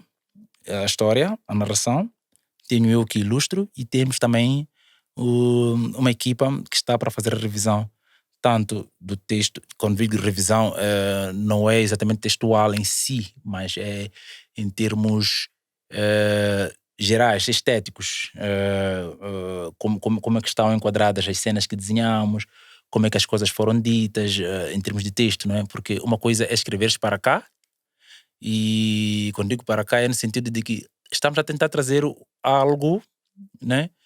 Algo terra a terra, em que um moçambicano pegue, né? E veja ali as expressões. Até aquele português mal falado, vou pôr entre aspas mal falado, porque é nosso, então está certo para nós, né? Tá certo? Então não precisa estar padronizado com o português, como é que eu posso, arcaico, tudo mais que eu sei que posso dizer assim. Então, de modo que o Márcio ou o Hugo, quando pega a revista, diga, sinceramente falando, isto aqui é completamente local, isto é daqui, está a perceber? Isto é daqui. Então, este match permitiu eu começar a trabalhar como ilustrador na Anima e focar-me também, quando digo também, na parte da caracterização dos personagens, não sei o quê. Por que que isto torna-se fascinante? Torna-se fascinante porque em nenhum momento da minha vida eu tinha encontrado uma estrutura voltada para fazer banda desenhada. Aqui é difícil que apenas uma única pessoa que seja ilustradora fazer banda desenhada e ainda mostrar, não sei se está a perceber, fazer acontecer, dizer que este é o produto que eu estou a fazer como banda desenhada. Podemos fazer muitas coisas, nós podemos fazer banda desenhada, muita gente pode estar a fazer banda desenhada neste momento que estamos a falar, mas nenhum vai trazer-te um formato físico impresso. Talvez até seja longe demais, eu vou dizer poucos, prefiro assim reduzir isto. Poucos vão trazer, porque o papel está caro, a impressão de tudo isto, toda essa estrutura reduz a possibilidade de um comic lover fazer exatamente banda desenhada. Então, quando tu encontras uma estrutura virada, preparada, ou no mínimo, quando digo preparada, é que também a preparação faz-se de acordo com porque certos procedimentos estão acima de uma pessoa que apenas gosta de fazer, né? Há muita coisa a fazer, por exemplo, eu quando comecei a fazer, quando achei que podia fazer banda desenhada, vou começar assim, quando achei, não sabia que tinha que fazer o inquérito para saber quantos leem, qual é a faixa etária. Então, essa burocracia toda eu nem queria saber. Eu só queria ter uma coisa que diz início, título, fim aqui. Vamos imprimir. Não quero nós tudo para saber exatamente porque... hoje estou mais ciente daquilo que estou a fazer. Hoje estou mais consciente e aprendi uma nova frase que dizia que não venda problemas, venda a solução do problema. Então, informações vem aí. Vem como o quê? Isso já é para responder qual é o impacto que isso traz para nós. É a pergunta, é a resposta que lhe vou dar. Há um gap, há um déficit enorme de referências em termos de banda desenhada. A última banda desenhada que nós tivemos data de quê? De 80. Estamos a falar de Curica, que é mais ou menos o exemplo daquilo que a gente tem como banda desenhada. Não é? Moçambicana. Yeah. Então, juntando algum parecer que o Márcio já trouxe com o desenvolvimento, agora há mais abertura, agora há mais recursos. Ora, aí está, se há mais recursos, por que é que nós não podemos aproveitar esses recursos para encaixarmos nesses vetores todos esse projeto, não é?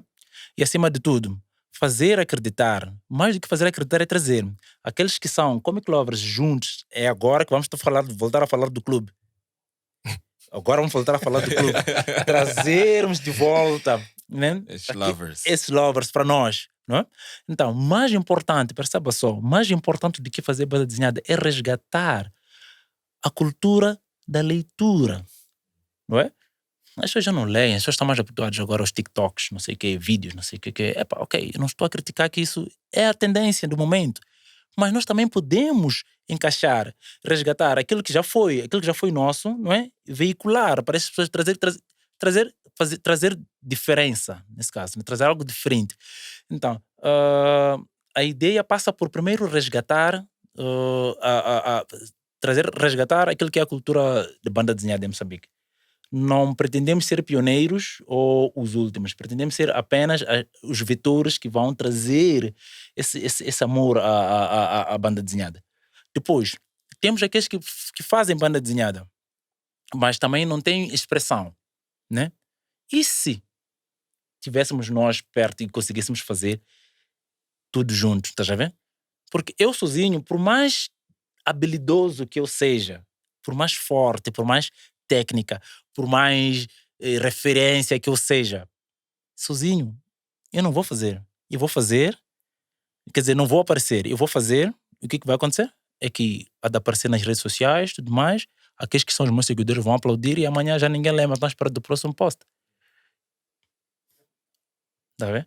Então, nós queremos tornar a banda desenhada como um elemento que se diz que se vais à África, pões banda desenhada, o país onde estás a fazer, ou companhias, não sei o quê, não importa se sejamos 49º, agora já não me importo com isso. Eu me importo que Moçambique tenha lá e você faz o clique e ele vai trazer exatamente o que está a ser feito com qualidade para estar em qualquer plataforma, em qualquer referência de banda desenhada a nível mundial, nesse caso. Então, estamos a trabalhar exatamente para isso, né? Então, é mais ou menos isso. Mais importante do que fazer, queremos ser lidos e ser referência. E tu sempre vais ter aquelas pessoas que porque que isso não está na televisão como desenhos animados? Tem que animar isto aqui. Always. Sempre vais ter. Na verdade, é assim,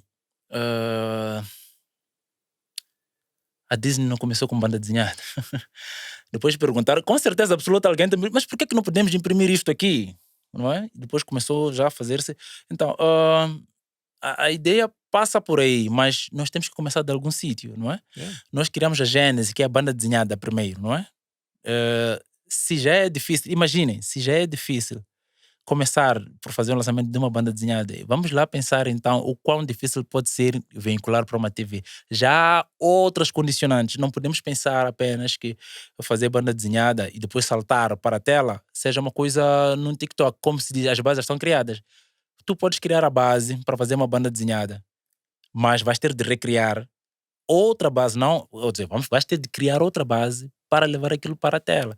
Depois aí já são outros condicionantes, tens que negociar muita coisa, para além, da mesma forma que usaste os recursos para negociar a impressão, vais ter de negociar a difusão. Então, há muita coisa a levar em conta também. Há que procurar também há que procurar também primeiro firmarmos-nos solidamente como banda desenhada. E vocês vão ter tipo, vai ser um nicho, né? Vai ser aquelas pessoas que vão se identificar-se com aquilo que vocês estão a fazer. Assim. They'll be attracted to you, né?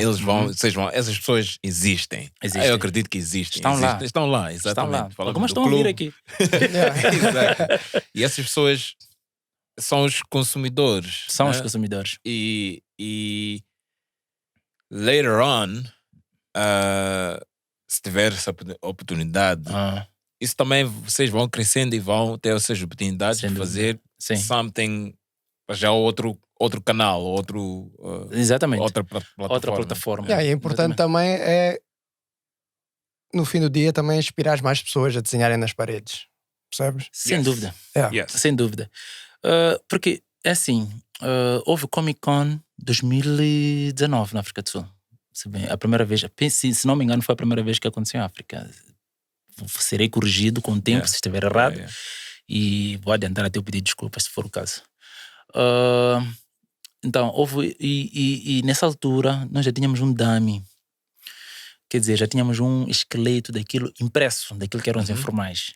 Né? A Anima preparou-se para estar lá, embora não tivesse. Comic Con não significa congregar no mesmo espaço todo aquilo que é amante da cultura pop. No mesmo espaço, não é? Então, não significa que tens que estar lá para vender um produto existente. Podes ir lá e vender uma ideia. Podes estar lá e vender uma ideia, não é? Então, a Anima preparou-se para lá estar, lá foi, e levamos um exemplar. Mas aquilo foi tão bem aceite, não é? Tão bem aceite que no mesmo penso que aquilo foi em 2018, depois 2019 tivemos penso que foi isso.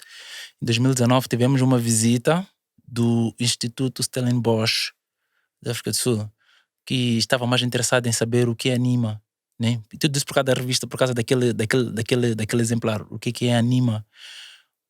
Essa banda desenhada, exatamente o que é que significa exatamente.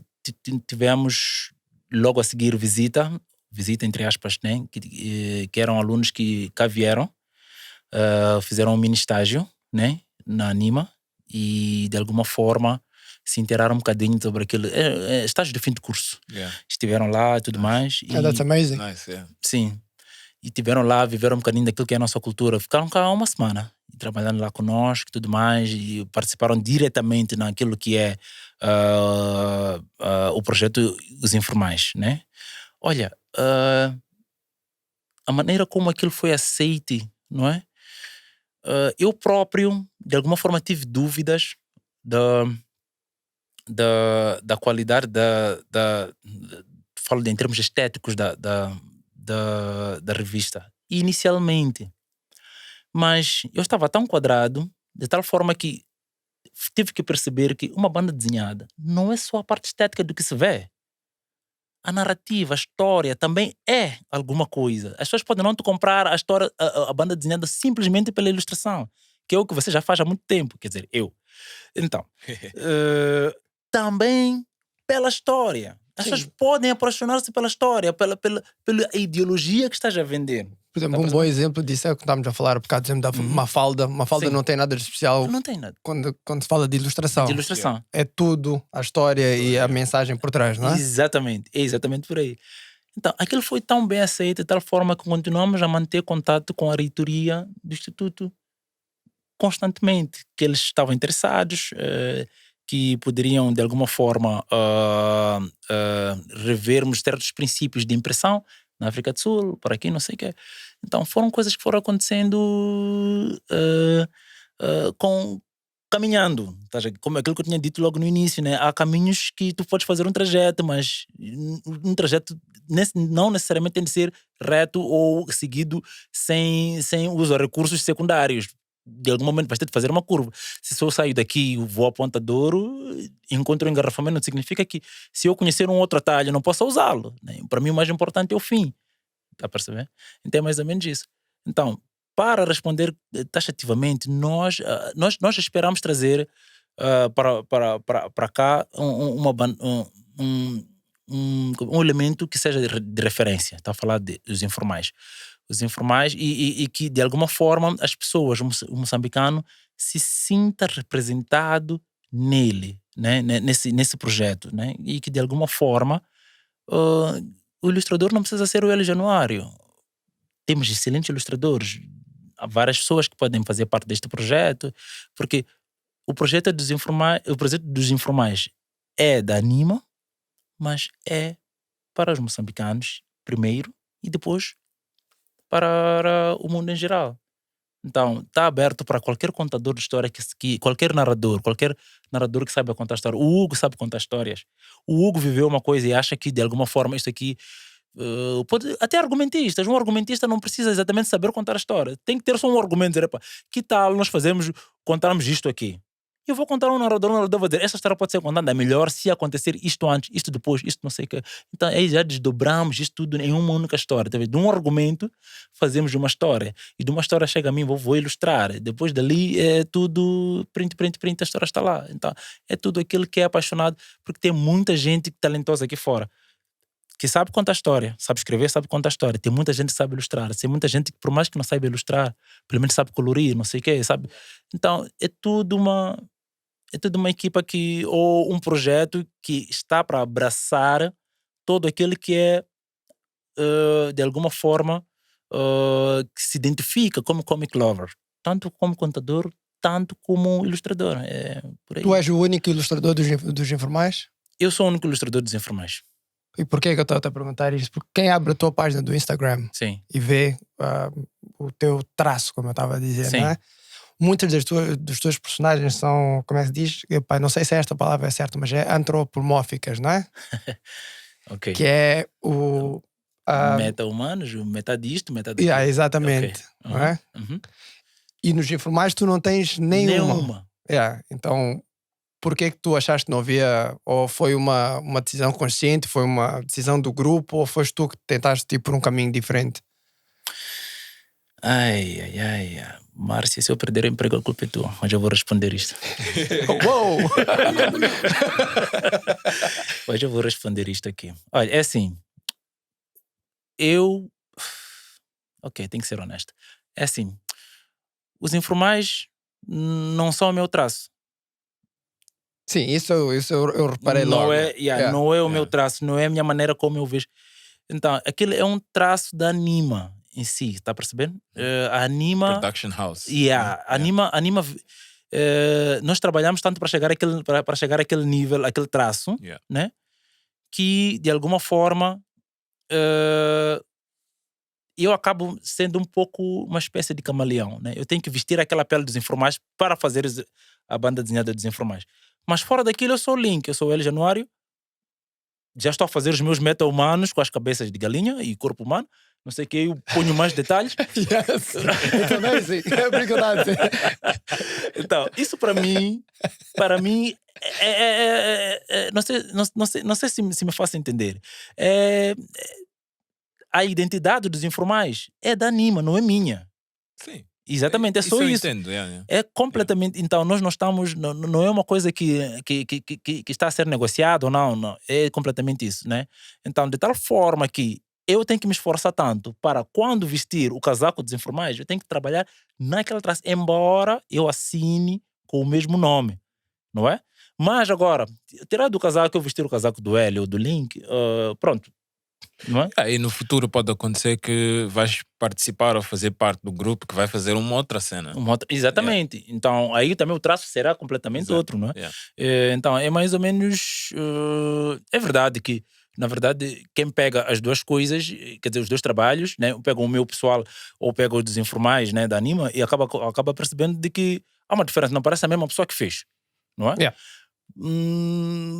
Para mim, é criar identidade para um determinado projeto, de tal forma que se um dia não puder ser eu a fazê-lo, outra também pessoa consiga fazer naquele traço. Para mim não há problema nenhum. Então, isso para mim é bom, não é? Para mim é bom, de tal forma que o projeto de informais, né, já tem um alicerce, já tem uma base, né? Já está num, quer dizer, tem uma base, tem um pilar, de tal forma que já tem uma linguagem própria, que se de alguma forma, como eu sou canhoto, se nem quero dizer, tem madeira para bater aqui tem, se de alguma forma eu perder a mão esquerda, batendo, eu não, informais não pare, não é? Porque não podem dizer que isto é traço do Hélio. Então, quem o quiser fazer, tem que fazer no traço do Hélio. Não há necessidade de fazer isso, não é? Aquilo, por isso que eu acabei de dizer antes de tudo, que aquilo é um projeto aberto, não é?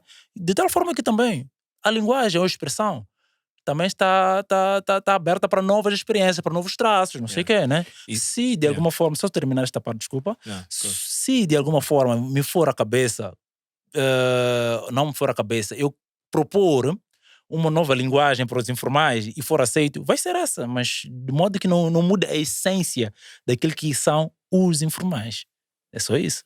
E se alguém está a ouvir isto e tem uma história ou tem uma ideia para os informais, como é que ele pode mandar? Tem um contato, um e-mail, ou um website?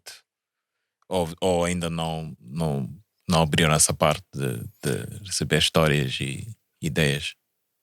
É assim, há canais próprios, não é? Nós criamos o website ainda não está no ar, mas temos os canais para redes sociais, principalmente o Instagram, que está mais ativo agora, nesse momento. Então, por lá, qualquer pessoa que vai à página Os Informais pode muito bem. Não vou falar exatamente da Anima, porque estamos a falar de um projeto em específico. Sim. Então lá ele pode entrar em contato com o gerenciador da página, tudo mais, e pronto. Mesmo alguém que possa me interpelar na rua e perguntar de como pode fazer, eu apenas vou direcionar, né, a página em si, né? A partir de lá, eu apenas sou uma ferramenta, não exatamente um criador ou um mentor dos informais, né? Então, mas o Instagram para os informais, com a página Os Informais, tem toda a informação que ele tem, a página para qualquer mensagem privada e tudo mais. E os informais também é só uma, né? Não podemos ficar por uma. Não é? Um projeto, tem que haver muitos mais, não é? Tem que haver muitos mais. E há muito espaço para muitos mais. Exatamente. Não é? Sim. Então, tu no começo também, falaste que foste autodidata, não é? Uhum. Como é que foi? Eu acredito que o pessoal desenha, papel, lápis, whatever. Como é que é passares fundir essa ilustração clássica que qualquer criança, qualquer jovem possa fazer no papel, porque todo mundo tem acesso a papel e caneta, mas passar para o uso de ferramentas digitais, não é? Sim. Que já também foi num processo de autodidata, ou aí já tiveste que ter mentoring de alguém? Como é que tu fizeste essa parte? Não, isso faz-se, como é que eu posso dizer? É automático, né? É completamente automático. Primeiro, a migração do papel para a tela, quer dizer, o digital, como é que eu posso explicar? É que eu tinha necessidade de ser mais rápido. Tinha menos recursos. Por exemplo, eu podia desenhar num papel, depois precisava já de um scanner. Do scanner tinha que fazer limpeza. Limpeza é limpar aquilo que depois de passar a borracha, né, fica sempre alguns resquícios, não sei o quê. Tinhas que fazer alguma limpeza disso aí, depois começar a colorir, não é? Então, para ter acesso ao scanner, então eu tinha um espaço muito reduzido para ter um scanner, para ter para ter um monte de papéis guardados, não sei o quê. Então, a mobilidade nesse espaço onde eu estava era muito reduzida. Então, eu, graças a Deus, eu tive sempre em boas companhias. Tive sempre em boas companhias, de tal forma que o primeiro contato com uma caneta digital não fui eu que comprei. alguém sabia, né? Um grande amigo, né? Joia Santos, sabia que eu estava em casa, com talento. Chamou-me e disse, você não é meu trabalhador, sentas aqui, vens, cumpres a hora. Ele disse, tu tens que cumprir a hora normal do meu estabelecimento. Vens a hora que tens que entrar, nem como todo mundo, e sais a hora como todo mundo tem que entrar. A única coisa que eu vou te dar é salário mínimo, só para conseguir te movimentar. Mas vai treinando isto aqui. Foi o primeiro contato que eu tive com a caneta. Fui treinando. Então, aquilo no início é um bocado complicado, né? Mas só é complicado, muito provavelmente, na primeira semana. É como conduzir. Ninguém olha para o volante para saber para que lado está a virar. Então, a caneta também é a mesma coisa. Para quem já assinou os BIs, quando não estão a ser tratados para ter assinatura digital, ele nem vê onde está a assinar ou como está a assinar, né? Ele faz ideia apenas, então, por um automatismo cerebral, ele sabe que meu nome escreve-se assim, então ele vai seguindo as linhas. Então, eu só tenho que olhar para a tela e a caneta e eu já sei mais ou menos onde é que está o cursor, o que eu devo fazer, que pressão deve exercer aqui e tudo mais. É completamente automático. Uma semana para migração é suficiente. É completamente suficiente para ficares uma semana. A primeira coisa que vais fazer, claro, sempre vais treinando, escrever nomes, não sei o que, teu nome. Mas isso é completamente automático. O cérebro vai aceitar de alguma forma e não vai se recusar a aceitar que os movimentos para desenhar são estes. Esse é um ponto. Agora, a pergunta, realmente, um outro ponto da questão era, posso responder simplesmente pelo fato de houve uma necessidade também de migrar, porque o fato de removermos o papel do nosso processo, não é? Removermos o papel do nosso processo poupa-nos muito em tempo. O tempo de resposta. Imagina quantos sketches, quantos rabiscos eu teria que fazer se o cliente pedisse alterações a cada passo. Eu já teria que refazer tantos papéis, não é? Teria que refazer tantos papéis ou usar a mesa de luz para refazer as correções que ele está a pedir, né?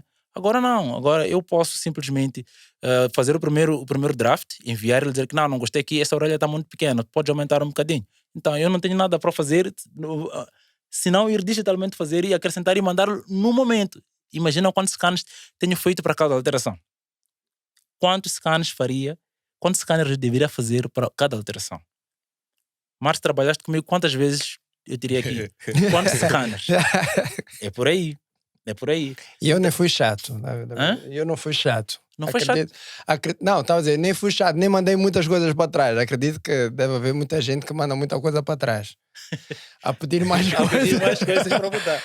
Então, o papel é início. É preciso ter papel.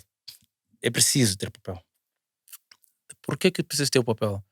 O papel é importante, cria rigor, educa. Porque tu sabes, tu vais exigir de te ser perfeccionista, porque sabes que não tens muitos recursos com o papel. Vais ser obrigado a ser muito perfeccionista no papel. Então, quando já chegas no digital, já és um bocadinho mais relaxado, mas a disciplina está lá. A disciplina não é uma coisa que adquire-se. Então, o papel é um disciplinador incrível, porque tu sabes muito bem, vais aprender a respeitar sempre o rigor inicial de como vais começar essa ilustração. É mais ou menos assim. Alright. Nós quando falamos do VIT, quando estávamos aqui no papo do VIT, tu disseste lá onde eu vou. Onde é que tu vais? Lembras disto? Eu lembro-me. Mas eu respondi sem saber exatamente para onde eu ia. Sim, porque agora eu vou perguntar o seguinte. Para onde eu vou? Profissionalmente? Não, tinhas que organizar o VIT, o carro... Algo assim do género era a nossa conversa, mas ok. Não, mas isso é nice segue para aqui, porque acho que tu percebeste. Where you going? What's next?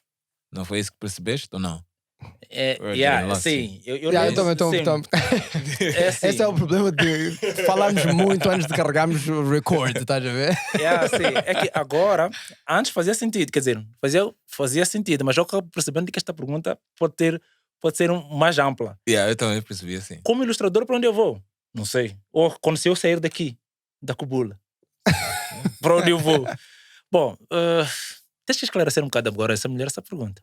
Não, já passou, então foi naquele momento.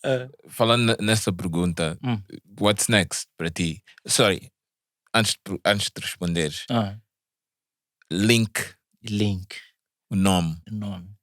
Link Pen, Yeah. veio de onde? What the hell? Link pen. Link. Eu lembro-me de alguém que mandou um e-mail há pouco tempo. Acho que foi ontem mesmo. Ou antes de ontem. Escreveu um e-mail, não sei. Depois começou assim: L ou Link? Qual é o que tu preferes? A minha resposta foi o seguinte: Hélios são muitos. Até talvez encontres muitos cadastrados por aí. Mas, ok. Então, eu não quero responder pelos Hélios.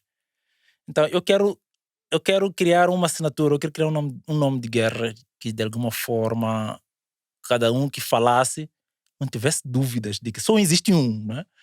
Ok. Link começou na altura em que que comecei a trabalhar como ilustrador profissional. Quando me dei conta que estava trabalhando como ilustrador, quando já era pago, eu chamo de profissional quando alguém já é pago pelo trabalho que faz. Yeah.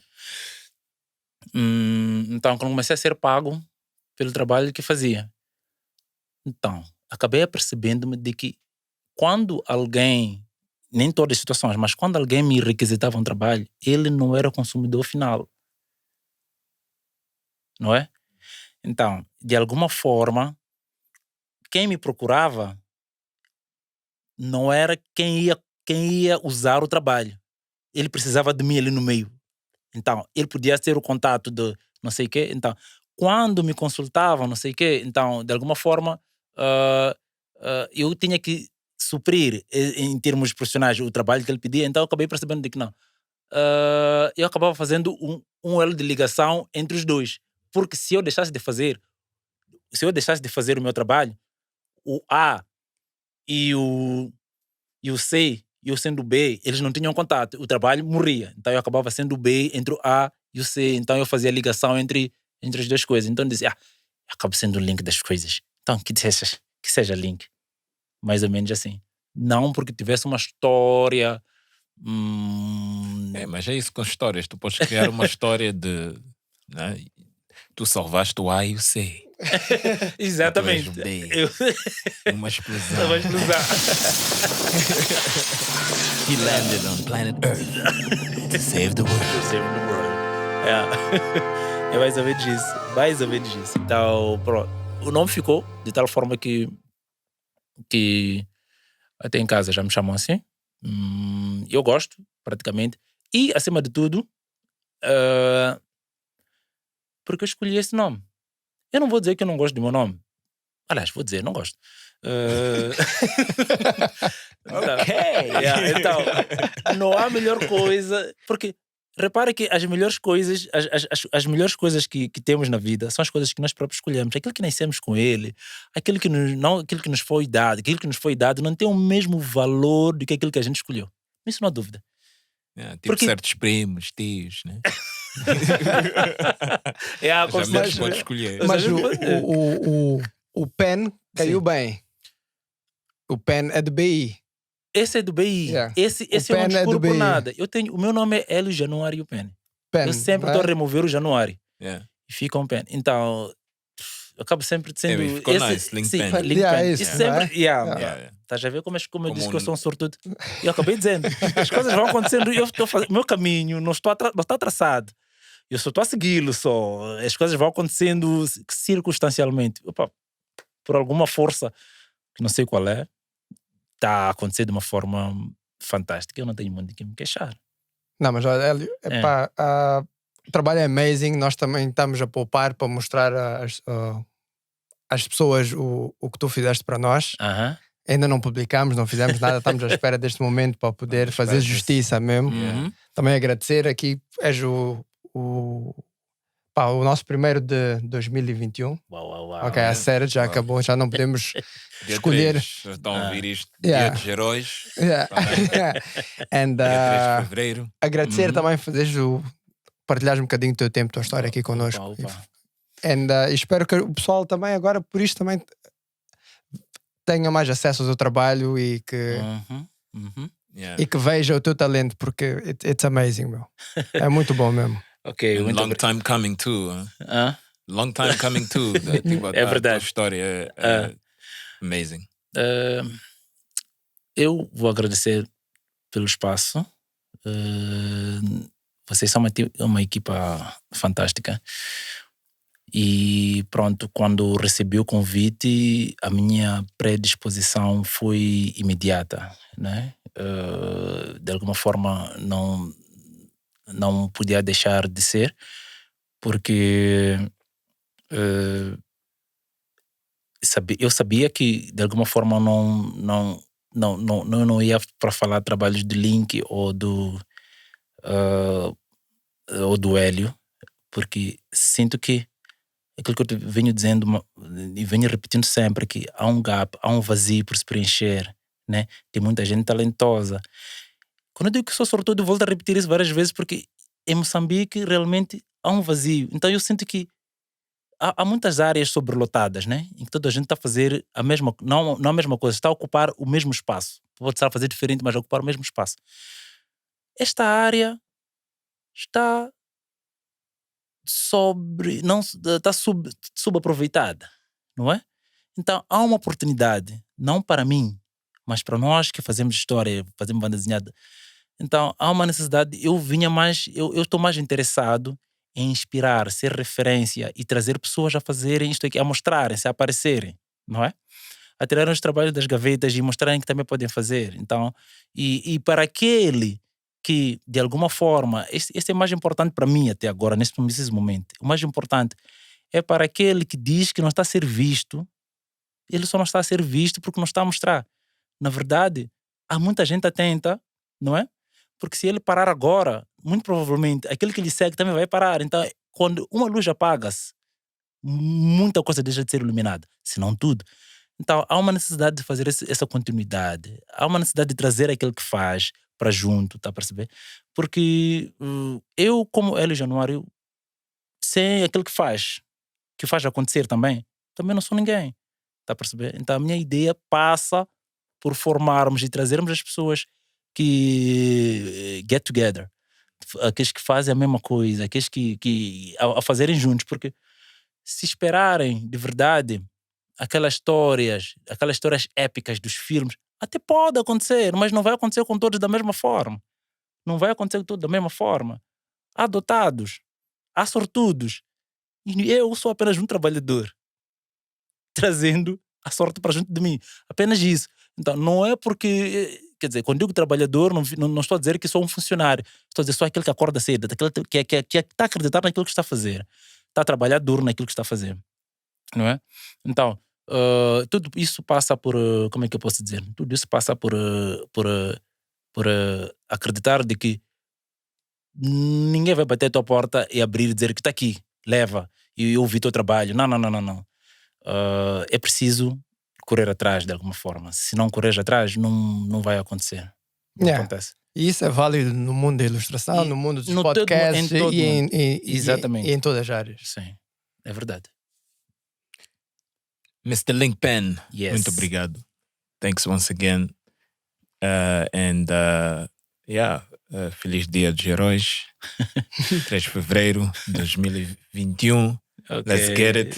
Let's hope that Mr. COVID is good to us this year, and there's nothing else coming but good shit this year, no? Vamos. Yeah, let's hope so. Vamos andar. Vamos. Let's do it. Muito obrigado. Thank you, everybody. We back. www.kubula.com. Muito obrigado pelos comentários, critics, you name it. And let's keep going forward. Vamos em frente. Muito obrigado. And we out. We out.